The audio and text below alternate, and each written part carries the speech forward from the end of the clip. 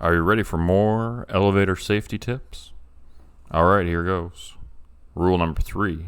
Previously, rule number 2. Really, you're going to want to follow all of these, so the order doesn't matter much, as you'll find out below. Breaking the third rule can easily be the most deadly mistake you'll ever make. Rule number 3. Don't step inside the elevator without looking. You might ask, why not? Well, let's just say that the elevator isn't always going to be there when you think it's going to be there. Let's say you're looking at your phone, as I was, checking the location of your next service call. You hear those doors slide open, and you don't even glance up as you take a step forward. But as you take that next fateful step inside, you realize that something feels wrong. Why is everything black around the periphery of your phone? Why do you feel dread crawling up your spine? That's why you look before stepping into the elevator.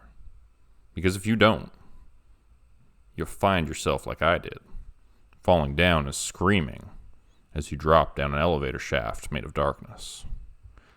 And down below are not nice things. It is not a comfortable landing zone. It is quite the opposite.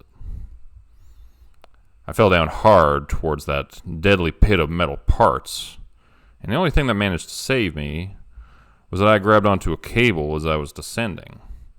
It bit into my hands, and I felt it tear the flesh to pieces as I slowed, but I held firm, knowing that I would surely die without some way to slow my descent. Blood began to pour down my arms, and I felt the cable start to grind against the bones of my fingers as I gradually began to slow. The slippery gore didn't help to slow my progress, though, and pretty soon I found myself speeding up, going faster and faster once again, down into the abyss. I forced myself to grip the cable even more tightly and ground my teeth against the agony of the cable rubbing against my phalanges. When I finally got to the bottom, I was not ready for it. My feet finally hit the ground. I felt both ankles break. I screamed and wailed in agony, writhing on the cold, hard ground. I called out for anyone to save me. No one came. I waited and waited, calling out over and over again my desperate cries for help absorbed by the thick concrete and steel surrounding me.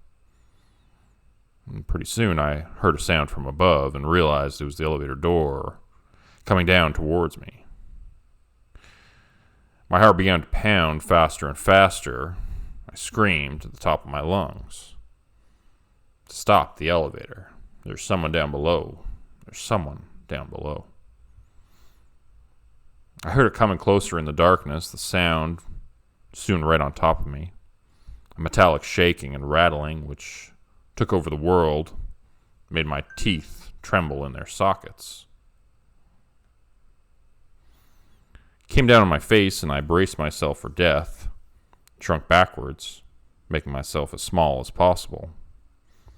I felt the flat surface of the bottom of the elevator mashing into my nose and heard the bones inside of it breaking, but then it stopped, just before it completely obliterated my skull. As I howled in pain and terror, I felt shards of bone going down my throat and coughed, gagging on their sharp edges. Screamed through a mouthful of broken teeth. Someone down there? I heard from just above me. Yes, go up. My nose was being crushed so badly I couldn't even yell. Hang on, let me take my earbuds out. What'd you say, dude? I screamed. Oh, shit. Hang on, man. I'm gonna go get you some help. Away he went, casually walking off by the sounds of it, and leaving me there with the elevator smashed into my face, barely enough oxygen for me to breathe and stay alive for more than a few minutes. I waited in that claustrophobia-inducing darkness and tried to control my breathing. This too will pass, I told myself, over and over again. Only a few minutes. He'll be back. But the metal was crushing my face in the most excruciating way, and there was no possible way to get comfortable. I twisted and writhed, trying to make room. Found none. The air was thick, the darkness total and complete. Pretty soon I began to panic and hyperventilate, as time stretched out forever, each second suddenly feeling like an hour or a day. I had no idea how long I was there for, that I was going to die in that elevator shaft. And then I heard someone running towards me from down the hallway. I heard them hit the button to open the door, and they got on the elevator and it began to ascend. Turned out it was another elevator technician from my company who the building manager had called. Hadn't bothered to check on me. They just called it in and left me there. The guy's name was Pete, and he had been working in the elevator repair business for over 30 years. He had heard the emergency call and raced over, leaving the job he had been on behind. He pried open the door and pulled me out of there, clapping me on the back and telling me that I was lucky to be alive. I was incapable of speech, sobbed thank you as blood poured from my nose and down in my throat. Sharp pieces of bone stuck out at odd angles from my broken ankles.